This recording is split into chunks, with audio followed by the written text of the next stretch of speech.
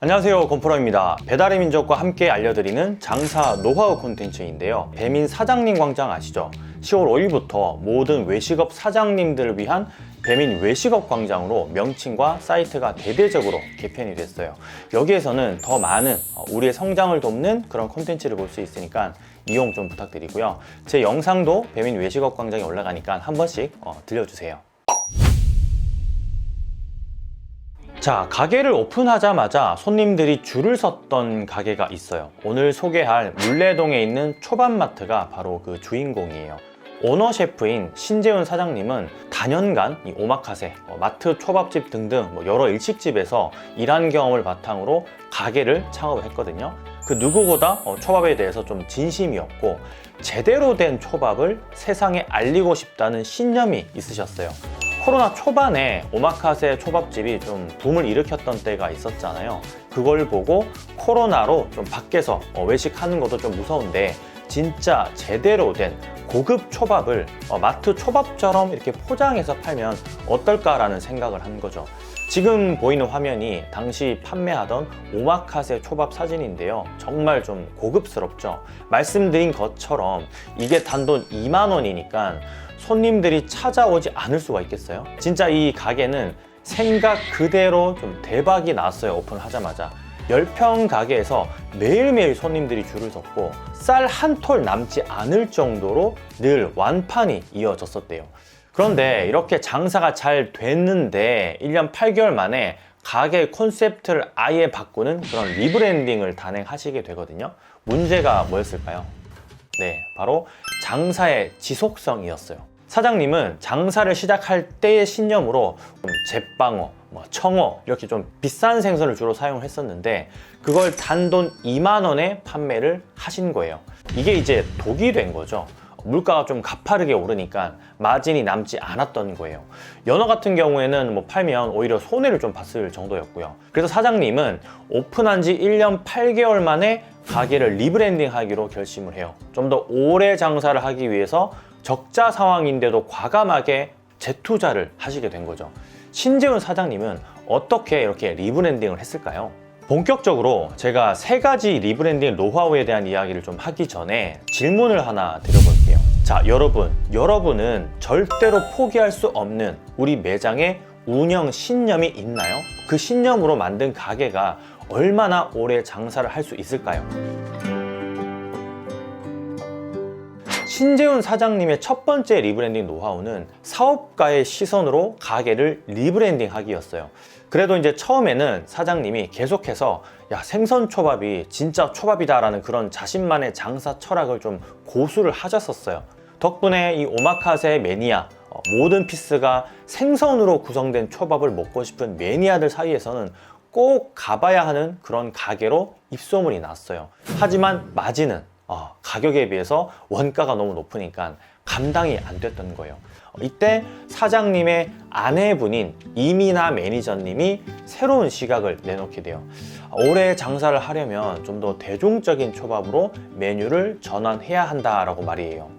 가게가 물레동 이마트 상권에 있거든요. 주말에는 사람들이 찾아와서 줄을 서지만 평일에는 이 동네 장사일 수밖에 없잖아요. 그런데 이 동네 주민들이 매일 오마카세 생선초밥을 사 먹기에는 좀 부담스러웠던 거죠. 생선초밥 매니아보다 소고기나 계란, 새우처럼 가격은 좀 더 저렴하지만 대중적인 초밥을 서비스하면 고객층을 더 확장할 수 있겠다라고 이제 조금은 신념을 내려놓을 수 있는 생각도 하게 됐고요. 결국은 아내분하고 좀 긴 대화 끝에 가게의 지속성을 위해서 과감히 메뉴 콘셉트를 완전히 바꾸기로 했어요. 결과적으로는 이렇게 메뉴를 바꾼 게 초밥마트의 마진율을 올리는데 아주 큰 영향을 끼쳤어요. 메뉴 콘셉트의 변화에 대한 얘기는 제가 조금 이따가 더 자세히 알려드릴게요. 저는 이 이민아 매니저님, 즉 아내분의 얘기가 신의 한 수였다고 생각을 하는데 이게 바로 좀 사업가 마인드이거든요. 음식점을 창업하면서 요리사의 마인드로 창업하는 분들이 많잖아요. 하지만 이 장사는 사실 사업이에요, 사업. 내가 만들고 싶은 음식을 제대로 서비스하는 것만큼이나 이 타겟이 원하는 음식을 팔고 원가와 매출을 생각해서 얼마나 수익을 낼 수 있는가, 이런 사업적인 마인드를 세팅하는 게 진짜 중요하다라는 거죠. 두 번째 신재훈 사장님의 리브랜딩 노하우는 명확한 콘셉트를 잡아서 메뉴 리뉴얼 하기입니다. 이렇게 사업가 마인드로 사장님 마음을 리브랜딩하고 난 뒤에 구체적인 액션으로 좀 더 안정적으로 재료를 구입할 수 있었고, 구매 원가가 싼 메뉴로 메뉴 교체를 단행을 하게 돼요. 뭐 그렇다고 갑자기 막 이렇게 저렴한 대중적인 스시 이렇게 바뀌어버리면 손님들이 실망하겠죠. 그래서 사장님은 원래의 특별함을 좀 유지할 수 있는 가이세키 도시락이라는 콘셉트를 구상을 했어요. 이제 가이세키라는 게 계절마다 제철 재료를 사용하는 일본식 그런 코스 요리를 말하는 건데, 사장님은 이 가이세키 도시락에 초밥 10피스와 이제 작은 요리, 소 요리를 담아서 하나의 도시락으로 코스 요리를 즐길 수 있게 만든 거죠. 이런 콘셉트가 있었기 때문에 기존 2만 원에서 3만 원으로 가격도 이제 올릴 수 있었고요. 이렇게 바꾸고 나니까 생물 생선을 사야 하는 부담이 좀 많이 줄어들었어요. 튀김이나 모나카 같은 그런 반찬을 넣을 수 있어서 수급도 안정되고 상대적으로 저렴한 냉동 재료도 일부 사용할 수 있게 됐거든요. 대신 도시락의 퀄리티를 좀 유지하기 위해서 메인으로 들어가는 재료만큼은 좋은 걸 사용을 했어요. 소고기는 좀 맛이 좋은 암소 한우를 쓴다든지, 새우도 제일 좋은 시제품, 두껍고 크기도 제일 큰 사이즈, 이런 고급 재료를 사용을 한 거죠. 결과적으로는 이제 고급 생선 초밥을 좋아하던 매니아층에서 대중적인 입맛의 동네 주민들까지 사로잡을 수 있었어요. 고객층이 넓어진 거예요. 마진율도 확 개선이 됐는데 과거에 마이너스까지 갔던 마진율이 현재는 한 20% 정도 남고 있다고 하시더라고요. 만약 우리 가게도 리브랜딩을 해야겠다고 생각하고 계시다면 먼저 우리 가게를 좀 특별하게 보일 수 있는 그런 명확한 콘셉트를 한번 찾아보세요. 그 콘셉트가 안정적으로 마진이 남고 로스 없이 다양하게 활용할 수 있는, 이 고객들이 쉽게 자주 찾는 메뉴, 이 세 가지에 해당하는 콘셉트라면 롱런 할 수 있는 아이템이지 않을까 싶어요. 마지막 세 번째 신재훈 사장님의 리브랜딩 노하우는 SNS로 우리 가게 이야기 전달하기입니다.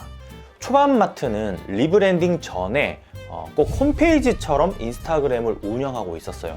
우리 가게의 이용 방법을 좀 알려주는 그런 창구로 활용을 한 거예요.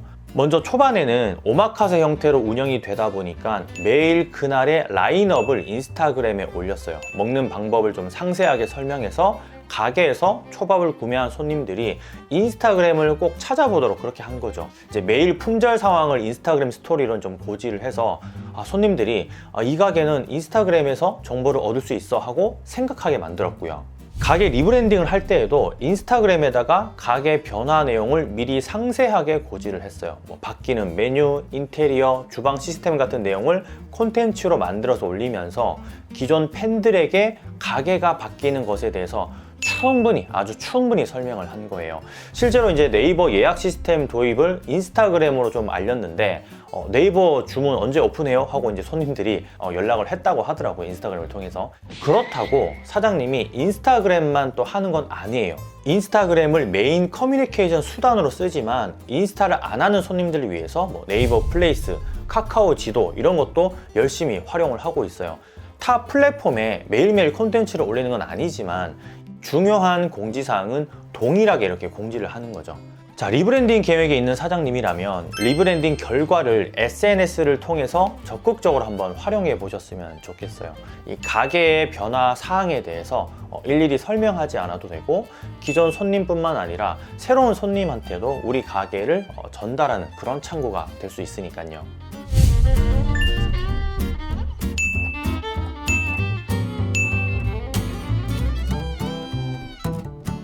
초밥마트는 사장님이 가게의 위기 상황을 좀 재빠르게 파악을 하고 발빠른 변화로 위기를 좀 성공적으로 극복한 그런 케이스예요. 신재훈 사장님의 팔에 새겨진 이 초밥마트의 초성 타투만 보더라도 얼마나 이 가게 운영에 진심인지 알 수 있어요.